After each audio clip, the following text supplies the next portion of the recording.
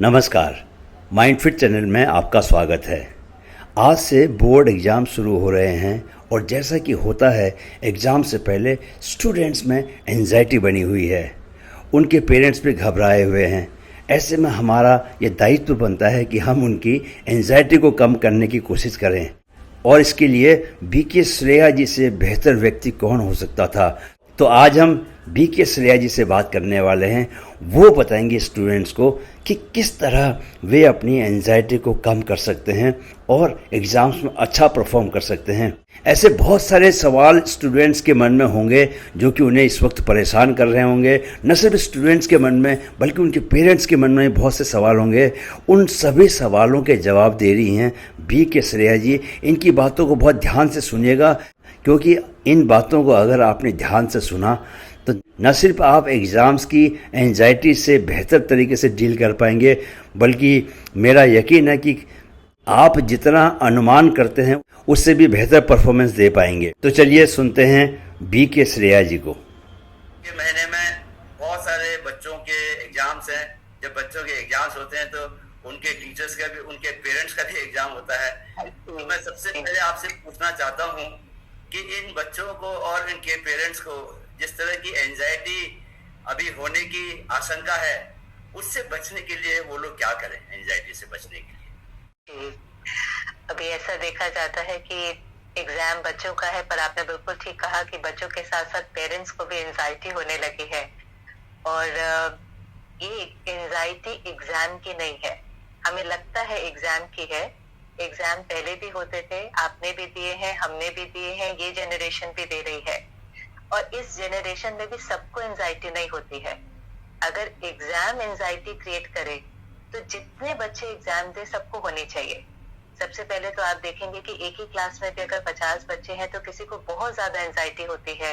Exam से पहले fear create होता है, स्टमक में कुछ होगा, ब्लैकआउट हो जाएगा।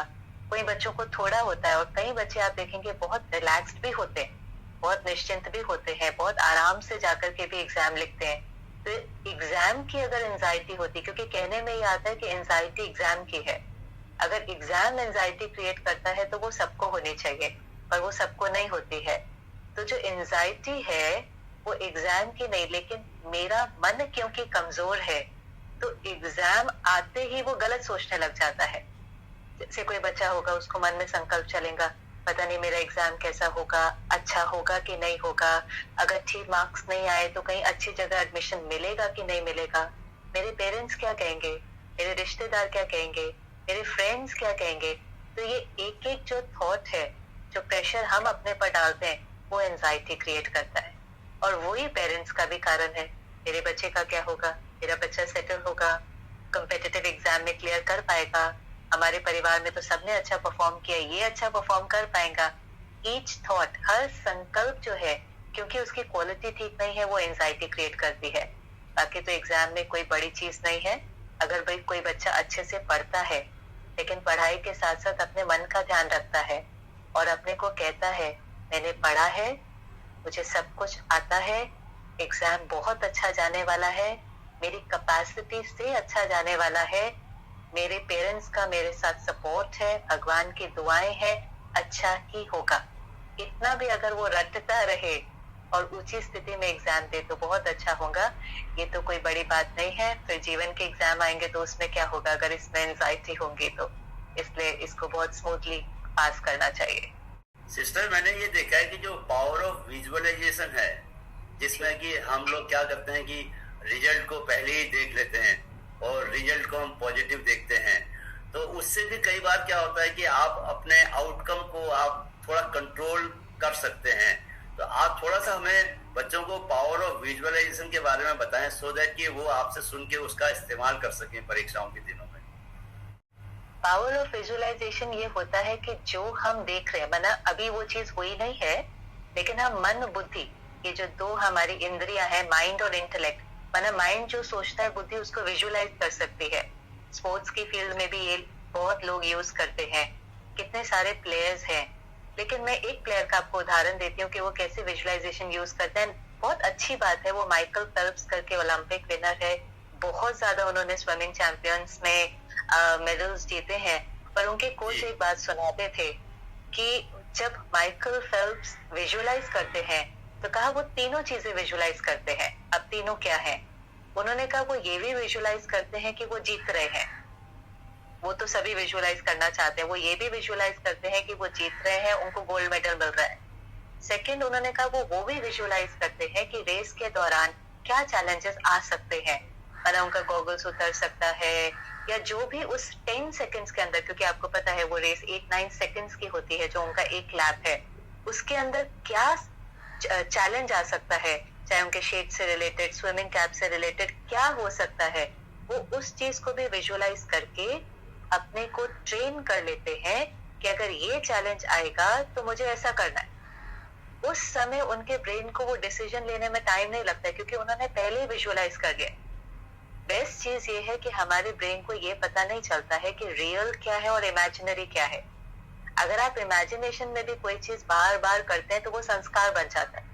तो अगर आपने वो चैलेंज विजुअलाइज कर लिया और अपने को उसमें सही रिस्पॉन्ड करते हुए देख लिया, सही रिस्पॉन्ड, तो उस समय पर अगर वो चैलेंज आएगा तो ऑटोमेटिकली आप सही रिस्पॉन्स देंगे और मिली सेकेंड भी वेस्ट नहीं होगा ये सोचने में कि मुझे क्या करना है, तो वो भी देख लेते हैं।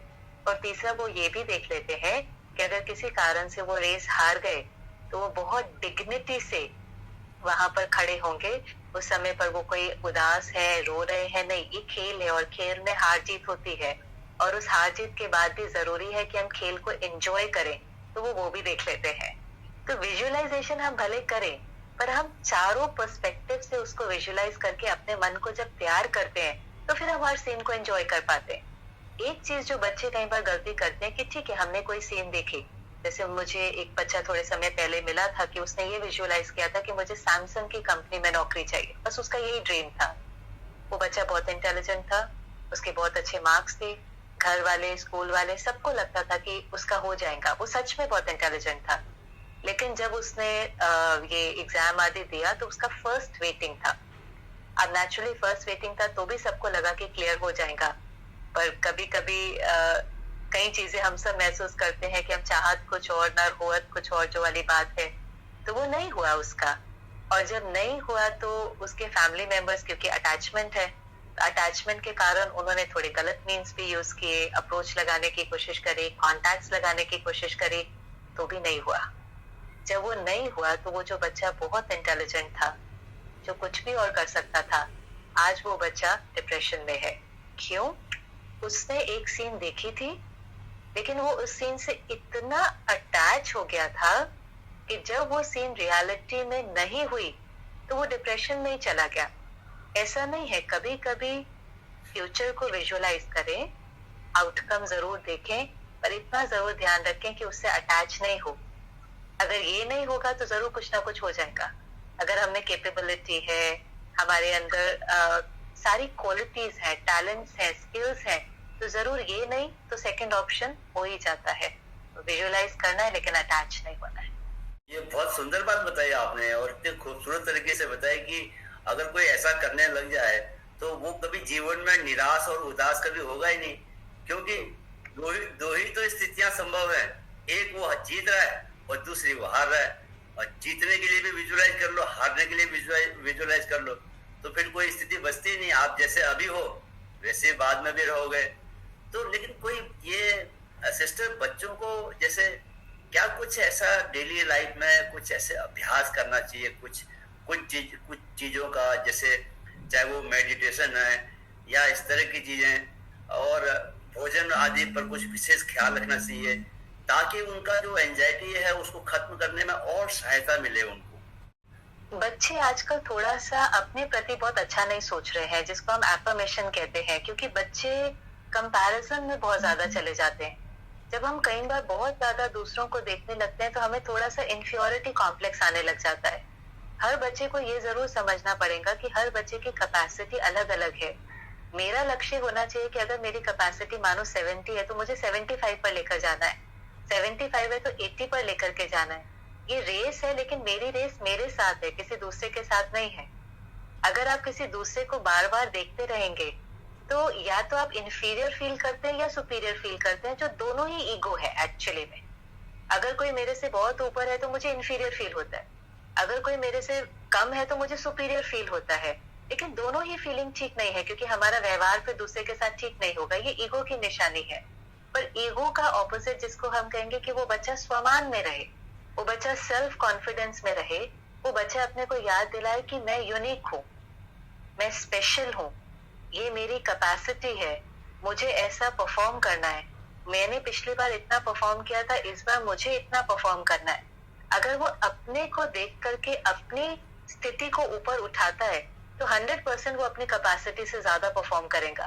तो पहली चीज, बच्चों को कंपेयर नहीं करना चाहिए। माना घर में 2 बच्चे भी हैं, सिबलिंग्स भी हैं, वो सेम नहीं हो सकते हैं। उनों की इंटेलेक्ट अलग है, उनों की माइंड पावर अलग है, उनों के स्किल टैलेंट अलग है, उनों की क्वालिटी स्पेशलिटीज अलग है। बहुत जरूरी है कि बच्चे अपने को पहचाने और अपने को और डेवलप करें। तो 2-3 एफर्मेशंस भी कि मैं यूनिक हूँ, मैं स्पेशल हूँ, मैं गॉड्स चाइल्ड हूँ, गॉड्स की पावर हर समय मेरे साथ है, और सफलता मेरा जन्मसिद्ध अधिकार है। सफलता होनी ही है, सफलता निश्चित है। तो ये जो एक एक थॉट है, संकल्प में बहुत पावर होती है, इसलिए कहते हैं संकल्प से सृष्टि। तो जैसा हम सोचते हैं, as you think so shall you be, जैसा जैसा हम सोचते जाएंगे वैसे हमारी सृष्टि बनेगी। तो बच्चों को अपने सोच पर ध्यान देना है, अच्छा सोचेंगे तो अच्छा होता चला जाएगा। तो व्यवहारिक स्तर पे अगर हम इसको देखें तो उन्हें ये जो एफर्मेशंस वाले जो आपने अभी सेंटेंस कुछ बताए, वो उन्हें कहीं अपनी डायरी में लिख लेने चाहिए, और सुबह उठने के बाद फ्रेश होके उसके बाद या तो उसको पढ़ना चाहिए या दोबारा से लिखना चाहिए, ताकि वो वाक्य दोबारा से एफर्मेशन रिपीट हो जाए और उसके मन में जाए वो वाक्य। और ऐसा आप चाह रही है कि ऐसा ही करना चाहिए बच्चों को? जी, क्योंकि ये सेल्फ रिस्पेक्ट है। माना हम स्व को अगर रिस्पेक्ट नहीं देंगे, ये सेल्फ रिस्पेक्ट है। जैसे हम कहते हैं ना, कोई जब हमारी तारीफ करता है तो हमें कितना अच्छा लगता है। कोई कहता है आप बहुत इंटेलिजेंट है, आप बहुत अच्छा काम करते हैं, आप बहुत ऑनेस्ट है, आप बहुत लविंग है, तो हमें बहुत अच्छा लगता है, हमारा एंथुजियाज्म बढ़ जाता है, हमारी खुशी बढ़ जाती है। जो भाव मेरा है कि स्थिति ऊंची होनी चाहिए, जैसी स्थिति होती है वैसी कृति होती है। माना जैसी हमारी स्टेज होगी वैसे हमारा एक्शन होगा। अब हम हर समय वेट नहीं कर सकते कि कोई आकर के हमें मोटिवेट करता रहे, कोई आकर के हमें अप्रिशिएट करता रहे, कोई आकर के हमें एक्नॉलेज करता रहे। ये भी एक बीमारी है। हर समय हमें ये लगता है कि दूसरा हमें करता रहे। नहीं, दूसरा वो करता है जैसी उसकी स्थिति है। आज आपका मूड बहुत अच्छा है तो मेरे अंदर 100 कमी भी होगी तो भी आपको अच्छा ही दिखाई देगी। लेकिन अगर आज आपका मूड ठीक नहीं है तो मेरे अंदर 100 विशेषताएं भी होंगी तो भी आपको मेरी कमी या गलती ही दिखाई देंगे। तो हम सामने वाले पर डिपेंड नहीं हो सकते, उसके जैसे संस्कार है वो वैसा करता है। अगर वो बहुत अच्छा है तो वो कोयले जैसी काली चीज में भी कुछ अच्छा ढूंढ लेता है, लेकिन अगर कोई नेगेटिव है तो वो अच्छी चीज के अंदर भी कोई ना कोई कमी ढूंढ लेता है। तो हम नहीं वेट कर सकते कि हमारे पेरेंट्स, हमारे टीचर्स, दुनिया हमें बार बार बैठ करके अप्रिशिएट करेगी। सेल्फ रिस्पेक्ट, अपने स्वमान को बढ़ाएं। और ये झूठा नहीं है, हम सब स्पेशल हैं, हम सब यूनिक हैं, हम सब के अंदर कोई ना कोई क्वालिटीज हैं। परमात्मा कई बार कहते हैं साइलेंस में बैठ करके देखिए आपके अंदर कौन सी स्पेशलिटी है, हर एक के अंदर है। उस स्पेशलिटी को यूज करना शुरू करें। जब हम अपनी स्पेशलिटी को यूज करने लगते हैं तो वो बढ़ने लगती है। जब वो बढ़ती है, मानो मेरे अंदर ये स्पेशलिटी है कि मैं सबकी मदद कर सकता हूँ, तो मैं जैसे ही मदद करने लगता हूँ तो लोगों की दुआएं मुझे मिलना शुरू हो जाती। जब मुझे लोगों की दुआएं मिलती हैं तो वो एक स्पेशलिटी 2 में बदल जाएंगे, 3 में बदल जाएंगे। तो स्पेशलिटी को देखना, फिर उसको यूज करना, फिर उससे जो ब्लेसिंग्स मिलती है उससे व्यक्ति बढ़ता है। दुनिया में व्यक्ति केवल स्किल टैलेंट से नहीं बढ़ सकता। ये बहुत एक सीक्रेट है, ये बहुत एक राज है। आप केवल अपनी स्किल टैलेंट से नहीं बढ़ सकते। जो कुछ एक्स्ट्रा ऑर्डिनरी दुनिया में करता है वो लोगों की दुआएं होती हैं, वो परमात्मा की दुआएं होती हैं। और वो दुआएं तभी मिलती है जब हम अपने को पहचाने और अपनी क्वालिटीज को कम्युनिटी या सेवा में लगाना शुरू करें। चाहे वो हेल्प करने की है, प्यार करने की है, जैसे आज आप कर रहे हैं, ये आपकी स्पेशलिटी है। आपने सोचा चलो इस जरिए से हम लोगों तक कुछ पॉजिटिव इंफॉर्मेशन दें। अब इसमें से अगर एक को भी कुछ टच होता है तो उसकी दिल की जो दुआ है वो हमारी कैपेसिटी को और बढ़ाती है और हमें अच्छा भी फील कराती है। तो बीके श्रेया जी ने बहुत ही काम की बातें बताई हैं। सबसे पहली बात तो ये बताई उन्होंने जो मुझे बहुत महत्वपूर्ण लगी कि कंपेयर नहीं करना है, तुलना नहीं करना है, खुद पर भरोसा करना है, खुद पर यकीन करना है कि मैं अच्छा कर सकता हूँ। और अफर्मेशन, सुबह उठ के डायरी में अफर्मेशन लिखने हैं, पहला काम ये। दूसरा देखो, माइकल फेल्प का उन्होंने एग्जाम्पल दिया कि किस तरह वो तीनों संभावनाओं का विजुअलाइजेशन करता था, हैं। तो पावर ऑफ विजुअलाइजेशन का यूज़ करना है और विजुअलाइज करना है अच्छा करते हुए तो करना ही है, साथ में अटैचमेंट को कम करना है। और ये नहीं कि अगर 2-4 नंबर कम आ गए, 2-4 परसेंटेज मार्क्स कम आ गए तो अब साथ में चले जाएं, डिप्रेशन में चले जाएं, ये सब नहीं होना चाहिए। तो बहुत ही सुंदर तरीके से उन्होंने बातें बताई है। मुझे यकीन है कि स्टूडेंट्स और उनके पेरेंट्स जिन्होंने भी उनकी बातों को सुना होगा वे काफ़ी रिलीव्ड महसूस कर रहे होंगे, काफ़ी शांत महसूस कर रहे होंगे। एंजाइटी का एक बहुत बड़ा हिस्सा खत्म हो चुका है, बाकी का हिस्सा एग्ज़ाम खत्म होते होते अपने आप खत्म हो जाएगा, ऐसा मैं मान सकता हूँ, क्योंकि ये बातें वाकई बहुत ही कीमती बातें थी। इनफैक्ट मैं ये कहूँगा स्टूडेंट्स को कि जो बातें उनको आज इम्पोर्टेंट लगी उनको किसी कागज़ पर लिख लें, और क्योंकि उनको बार बार वीडियो देखने की ज़रूरत नहीं है, बस कुछ पॉइंट्स बना के लिख लें और उन पॉइंट्स को एक बार देख लें।